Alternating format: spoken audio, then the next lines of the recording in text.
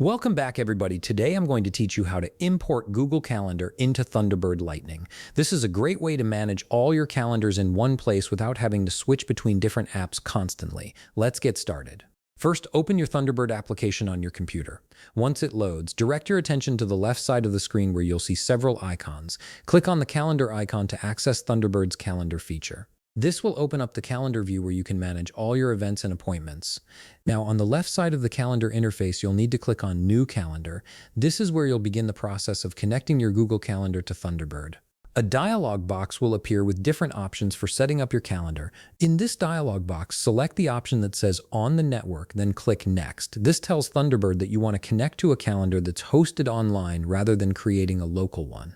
This step is crucial because it establishes the connection pathway between Thunderbird and Google Calendar. Next, you'll need to input a username for your calendar. This can be anything you want. It's just a label to help you identify this calendar within Thunderbird.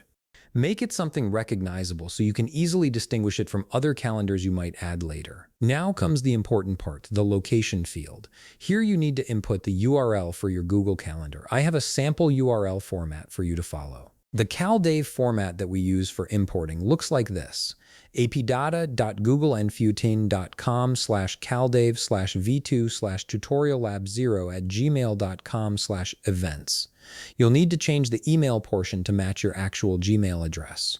So wherever you see tutoriallab0@gmail.com, replace that with your own email address. After entering the URL with your email address, click Find Calendars. This tells Thunderbird to search for available calendars associated with that Google account.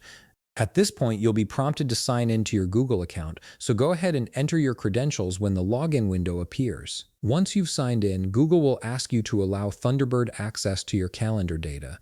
Click Allow to grant the necessary permissions. This step is essential for the integration to work properly. Now you'll need to wait a moment while Thunderbird connects to your Google Calendar and retrieves the calendar information.